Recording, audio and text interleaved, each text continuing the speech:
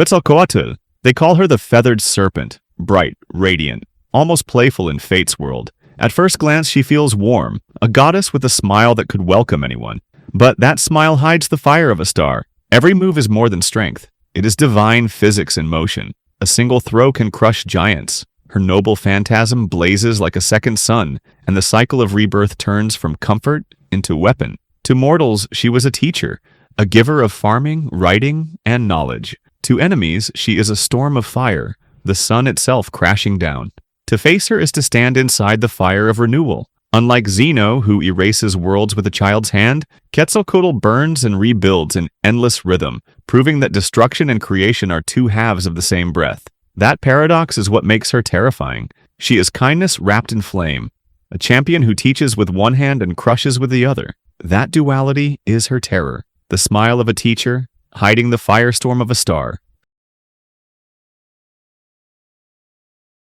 Soul King. They call him the Soul King, not a ruler but a sacrifice. His broken body is nailed into place, the anchor for three worlds: Soul Society, the human world, and Hueco-Mundo. Without him, reality doesn't bend, it shatters. Long ago, the noble houses feared what he might become, so they carved him apart and chained the remains to keep existence steady. That choice saved the worlds but revealed a truth. They feared a whole god more than a broken one. Even torn apart, his power leaks out. One hand halts death, one hand warps flesh. His heart spawns giants. Each fragment could terrify armies. Together they hint at something no one dares imagine. He does not move. He does not speak. He is the lock that keeps the doors of reality shut. But locks can break, and if the nails ever loosen, the doors swing open. Worlds could rush out or collapse inward. That is why he is feared, not loved. A silent body nailed to creation, holding back a storm no one wants to see released.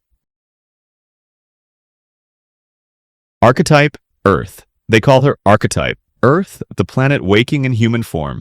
In Type Moon, she is Gaia itself, not a servant or weapon. She wakes and rules shift. Gravity bends toward her will. Forests move, seas rise, and storms choose sides against invaders. Even immortals feel heavy, like the sky pressing on bones. Magic stumbles. Machines choke and fail. She does not shout or swing. The land simply obeys. To fight her is to fight Earth's stubborn will to live. You fight the planet. Where can you run? She turns valleys into walls and roads into sinking sand. Mountains lean. Oceans pull back like breath before a shout. Your strength feels borrowed. She takes it back. Her power is inevitability, patient, endless, as old as stone. Within Earth, she is untouchable. Beyond it, her reach thins. Here you lose. The ground fights for her. She does not hunt you. She makes the world reject you. Air tastes thin, paths twist, and shelter turns against your grip. Doors refuse to open. Even shadows change teams.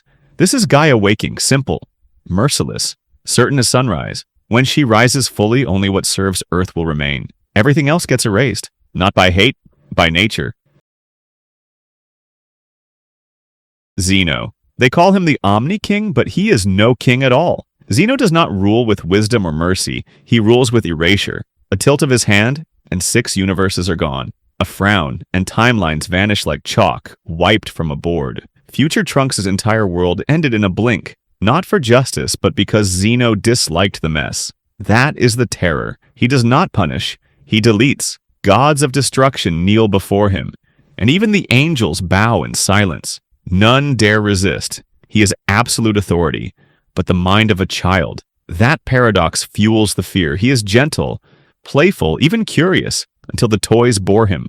Then the toys are gone, no screams, no warning, just absence. Unlike gods who build or teach, Zeno cannot create. He cannot heal. He only ends. That makes him feel incomplete, yet unstoppable. What do you do against a god who does not hate you, who does not love you, who simply erases you like a doodle in the corner of a page?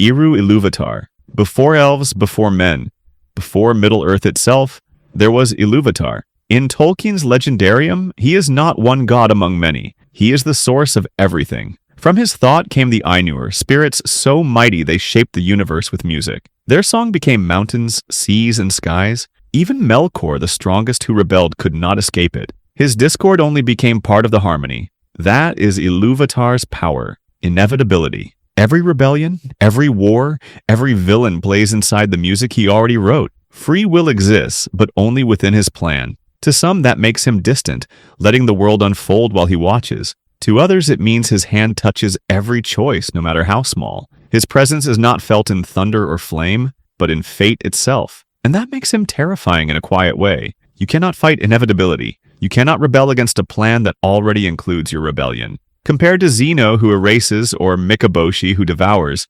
Ilúvatar never needs to strike. He wins by design. The song plays on. Every note belongs to him. And when it ends, all things return to his hand.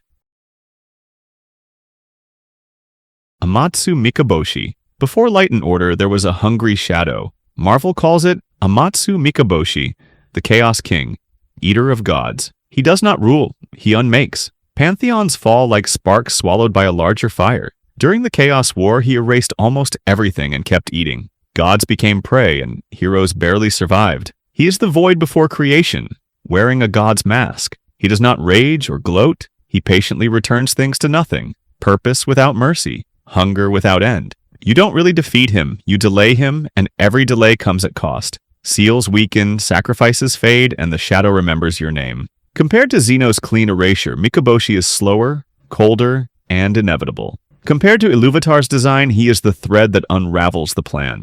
Order breaks, stories end. He is the last knight waiting behind every shining world. During his war, he swallowed heavens, underworlds, and dream realms like stepping stones.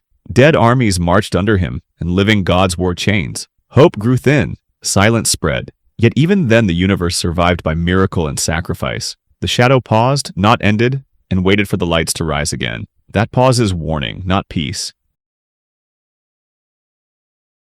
The presence. In DC, all roads of power point to the presence. He is the hidden maker, the source above angels and demons. Michael and Lucifer exist because he willed it. The specter punishes with his borrowed wrath. Sometimes he is the voice, sometimes only the unseen hand. He creates, then steps back, letting stories breathe without interference. Silence is part of his rule. Distance too. To some, that distance feels like deep trust and free will. To others, it means every choice was scripted from the beginning. Both views fit him. Both can be true. He does not erase like Zeno, and he does not devour. He wins by being the page under every panel. Design, not force. Will, not hunger. Even gods like the Spectre or Lucifer move within his grant. Even their rebellions curl back into the plan he allows. The ceiling of DC stands here. Above that ceiling waits one more. Rarely seen, he can restore realities with a whisper of will.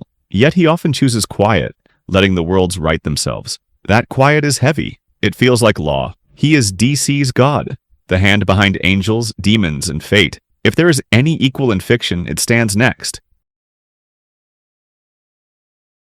The one above all. In Marvel, the ceiling has a name, the one above all. He stands above eternity, infinity, and even the living tribunal. Sometimes he appears as blinding light, sometimes as a gentle stranger. He comforts heroes and reminds them why stories exist. He restores broken realities with a thought, then walks away. Creation is his power. Authorship is his voice. He is the hand above panels, the pen above worlds. The tribunal kneels. Every cosmic judge yields. He rarely commands or threatens. He chooses quiet. That quiet feels like law written in soft light. Some say true omnipotence. Others say a mirror of real writers and artists. Both ideas live inside him, and the debate never ends. He does not erase. He creates. He wins by making the stage where every power performs. In DC, the presence is their final word. TOAA stands as Marvel's answer and mirror. Rarely seen, always above, he is the last authority. The stories breathe because he allows breath. And yet one question lingers after every panel closes.